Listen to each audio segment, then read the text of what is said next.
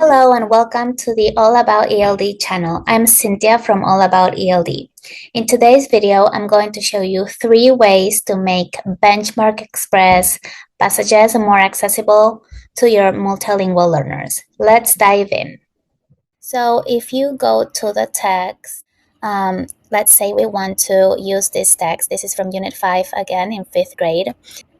It is pretty wordy and has lots of concepts that students or multilingual learners might not be familiar with. So to chunk this text, I will screenshot the pictures I want to use. So I'm going to screenshot the first ones and I'm going to take the pictures and the words. And then I'm going to go to Google Slides. And then I'm going to insert my screenshot. And I am going to make this black outline be on the first picture I want to use with the words.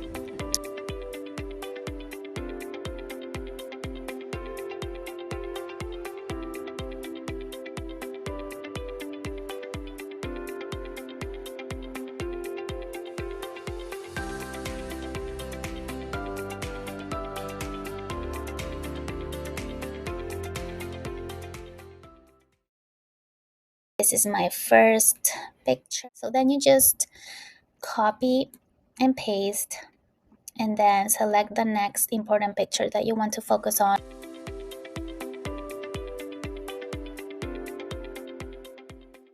There you go.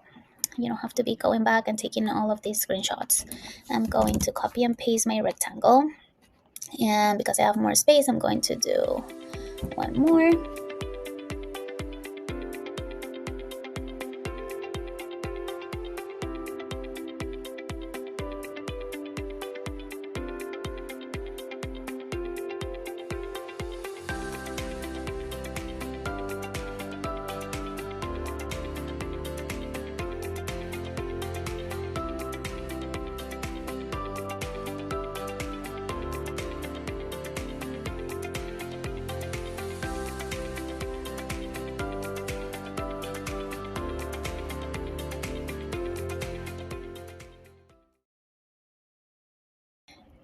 Okay, and see, this doesn't take very long, so you could actually take all of the panels from this passage and make them like this.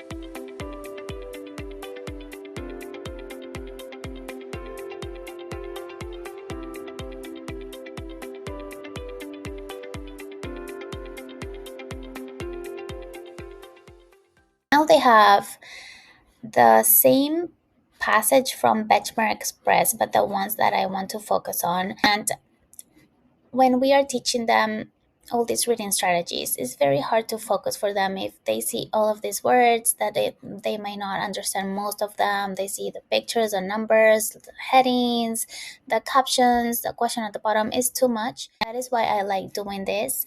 It makes it all look simpler. And the point of the box is that when you print your paper copy for your students, they can actually process the information in each of the paragraphs. So if I were to print this and have my students work on the first paragraph, I will read it to them first and they will follow along. Then we will read it together, or if they are level 2s or 3s, they could read it with a partner again. And then we can talk about it. Talk about the pictures, read the caption, and oh, look, there's a bolded word. And it was one of our vocab words from the previous lesson. So let's write that. That is an important word. So they will write it together. You can do it a whole group or small group, like all together, or they could do it with a partner. So I will write that and then you say, okay, what is the main idea of this paragraph? We have our important word and you can ask them, oh, who remembers what it means? And you can say, move to another country. And if you want to, you can talk about, connections. There's so many things you can do. There is another word, invented. And I see there's someone's name, so I'm going to write it. Let's read that sentence.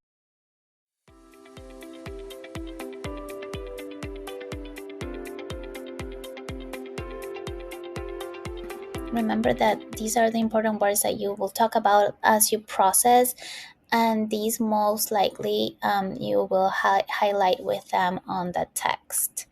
And then you will have your main idea. Then you can read it together. They can say it in their own language to a partner. They can even try to write another important idea. Then you do the next one. You do it together again. So let's say one of your newcomers just wrote the important words like this. That means that they are gaining this academic language because they are actually identifying important words related to this topic.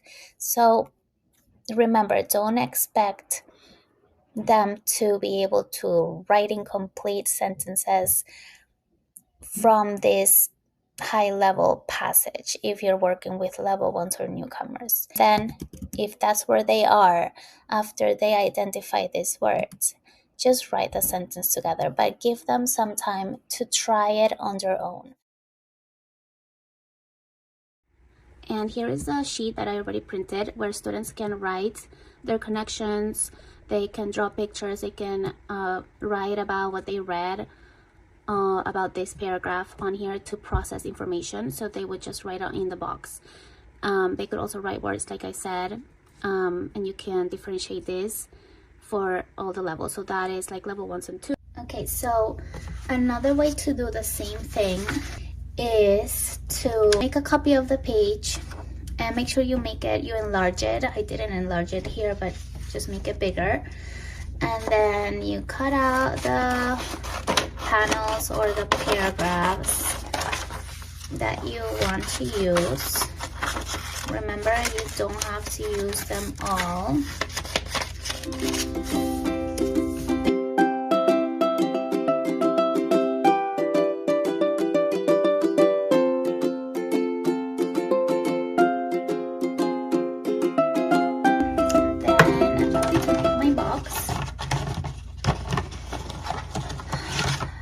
Making it in color, but you can actually make a chart, an anchor chart like this for yourself so they can see it bigger, and you can give them a copy of this.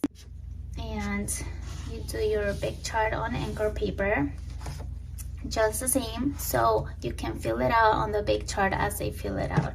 Remember, before doing this strategy, you need to go over some vocabulary and build background knowledge. And that's how it will look. And remember to have your big version on your anchor chart. If you are working with level 3s and 4s, another way you could use the same paper is to have them read the paragraph and paraphrase it in the box. So you would have sentence stems that say things like this, so they can write it in the box. The paragraph said or mentioned, I read that, or I read about, the main idea was, so they can use these to fill in the box. And that way they are using, again, complete sentences, they are paraphrasing, they are using the academic words, and they are processing what they read. So this is just one way you can chunk the text for your students.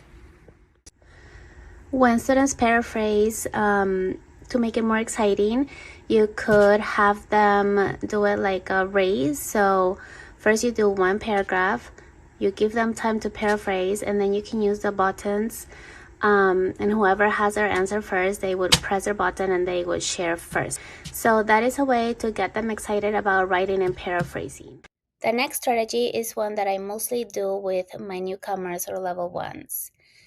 I pick the paragraphs or the panels from the story that have the vocabulary words. So let me show you how I would do that. I would open my benchmark dashboard, and then I just look for the panels that have the important words, and I'm going to screenshot them just like this. And I go to my slides and I add them.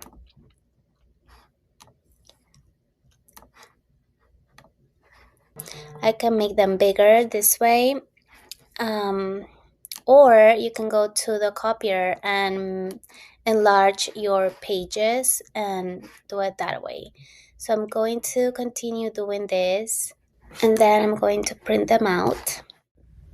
Okay, so I printed out my papers, and this is just to show you, but if I printed it for my students, I would do it front and back, and they would just get a copy like this, so they can only focus on the panels or paragraph that have the 4 words that they are supposed to learn, these words. And what I would do with this is put it on my anchor chart,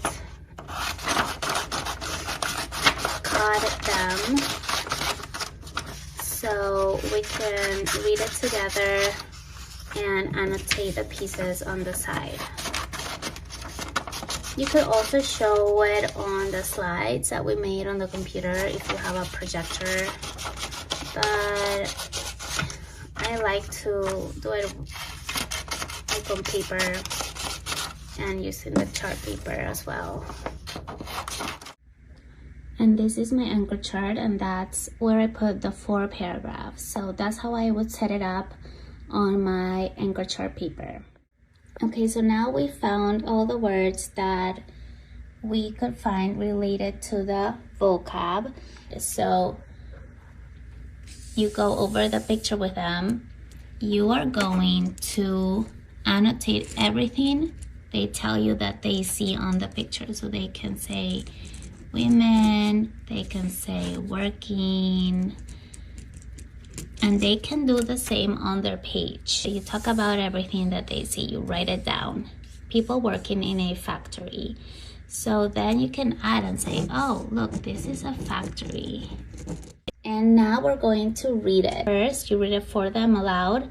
Then you want to read it together. Then you read again, but you only read 1 sentence.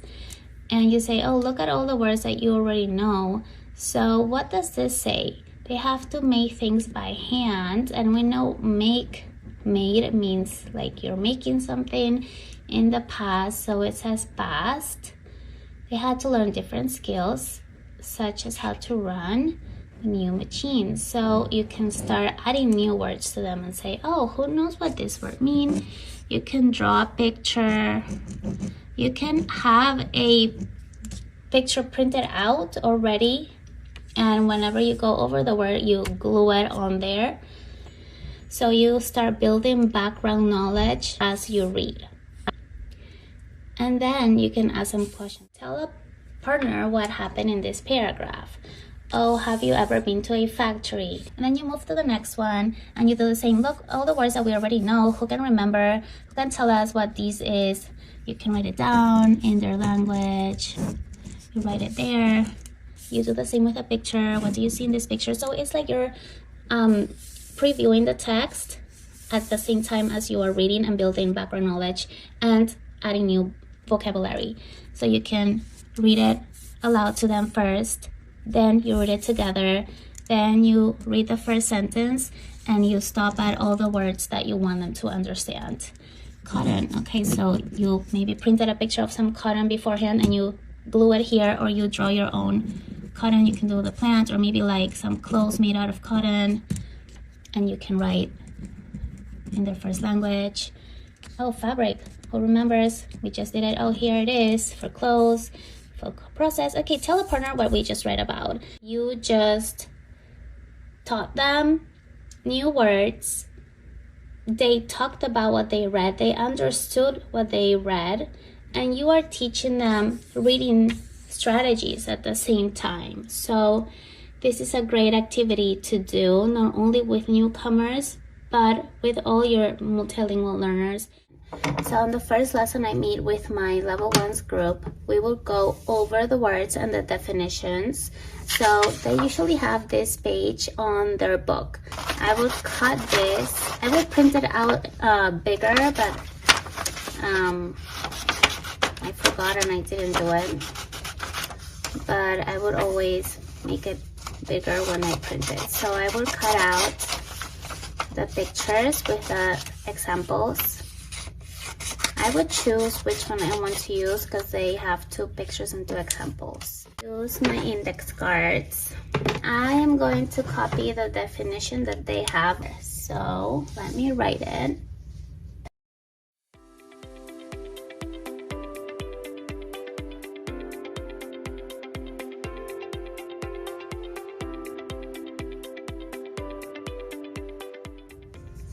And I'm going to write the words in a different color.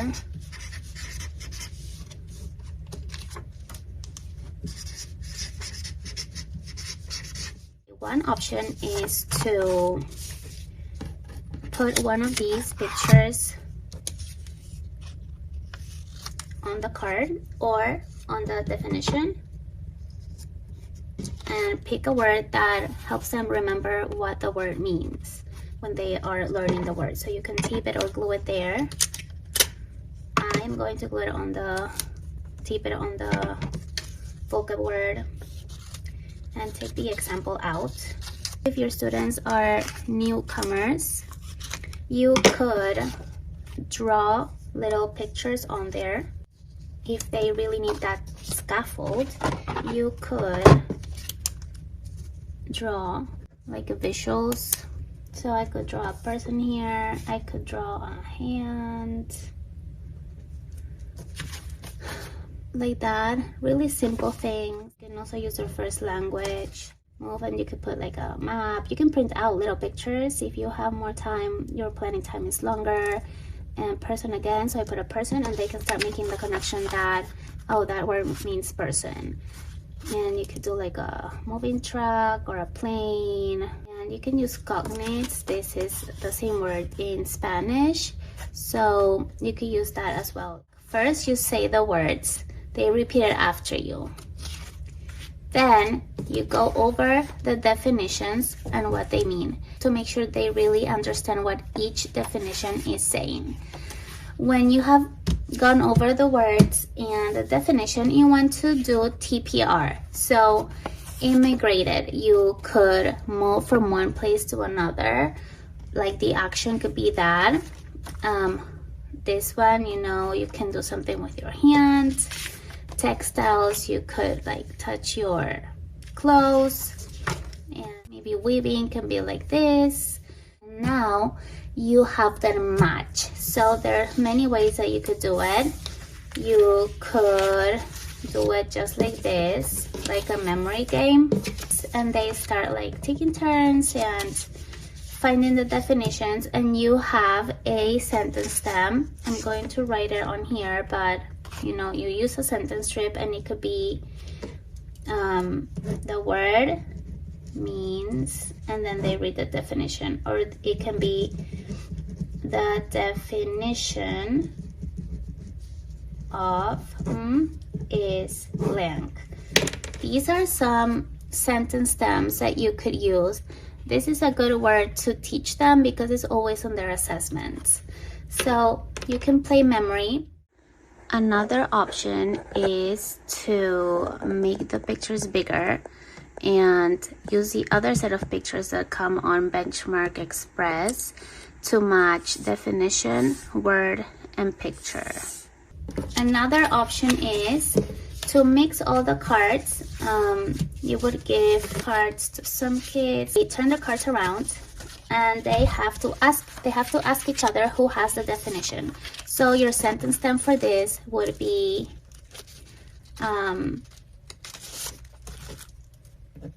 I have the word, who has its definition, and then the other person would say I have the definition, it is blank. So if it was my turn, I would say, oh, I have textiles, who has its definition? And then the other student who has the definition will say, I have the definition, it is blank. And this is a great activity to use the content vocab, to have them speaking reading, and listening. So it is a really great way to include speaking in one of your activities, and everyone is engaged because they are trying to see if they have the definition. So I love I have who has, and you can do it with any level of multilingual learners. Another way you can use these pictures that come with the book, that come in the book, is to play headbands. If, of course, again, you make them bigger, you don't even have to make the headbands. Students can just hold one of the cards and hold it up to their foreheads while the other students give clues about the word, or you can also leave the definitions on the table while they play, so they can refer back and use the definition to help the student who's guessing. So that's another way you could use the pictures that are already made, and it doesn't take long. Remember to take off the example and make the pictures bigger when you copy them. Another vocab activity you can do with these cards is play charades. So just like the real game, you show one student the word and they act it out. And remember, you already taught them the TPR actions, so they could choose to do the same, or they could create their own actions. To add more language to the charades game, whoever guesses the word, they need to make a sentence using the word. And they can help each other out, of course, and that way everyone is engaged and thinking about the new vocabulary and actually using the academic words in context. You could write all of these sentences that your students are creating with the academic words on an anchor chart. So when you get to the writing part, they have to write an opinion essay at the end of this unit.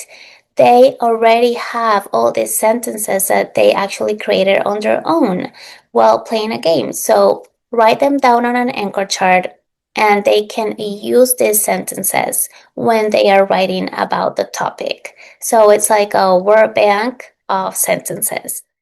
Thank you again for watching. I hope you try some of these strategies with your students to scaffold benchmark express passages for them.